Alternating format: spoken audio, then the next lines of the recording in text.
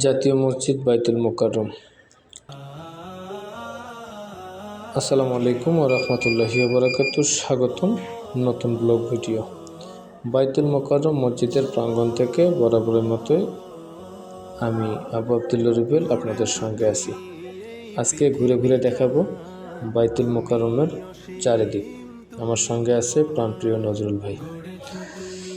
দর্শক, আমরা মুসলিমদের দুনিয়ার জমিনের সবচেয়ে শান্তির জায়গা হলো মসজিদ।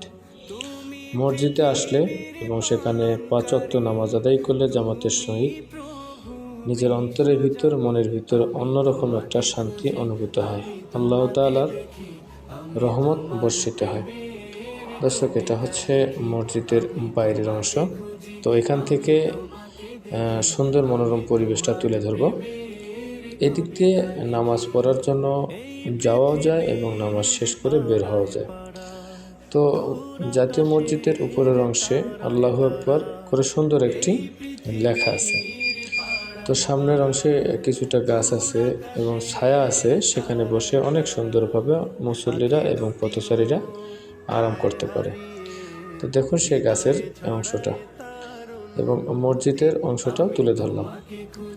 দেখতে থাকুন এবং সাথে থাকুন।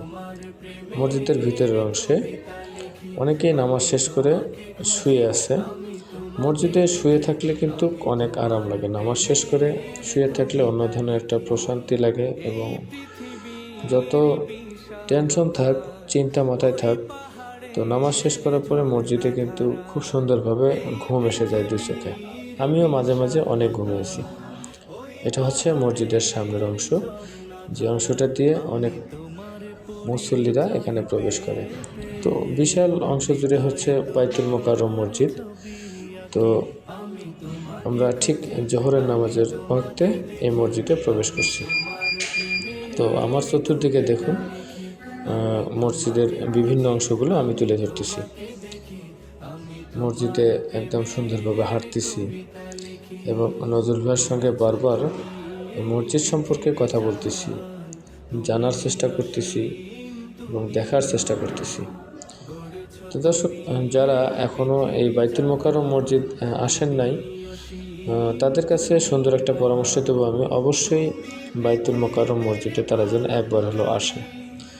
মসজিদটা এতই সুন্দর মনোরম পরিবেশে, মহান আল্লাহ তাআলার একদম খাস রহমত এখানে আসলে পাওয়া যায়।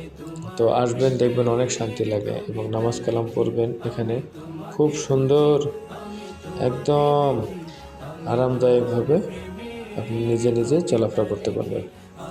দর্শক, ভিতরের অংশে কিন্তু অনেক বিশাল একটা জায়গা, সেখানে অজুখানা বা বিভিন্ন সব ধরনের সুবিধা আছে। যারা নামাজ শেষ করছে, তো নামাজ শেষ করার পরে সিঁড়ির মধ্যে বসে রয়েছে অনেকেই। তো যাই হোক দর্শক, সাথে থাকুন এবং ঘুরে ঘুরে দেখানোর চেষ্টা করতেছি।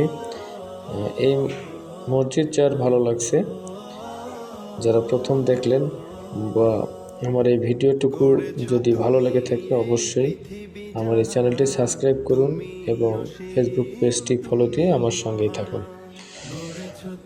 এবং দেখাবো পরবর্তীতে নতুন নতুন স্থান এবং নতুন নতুন ভিডিও।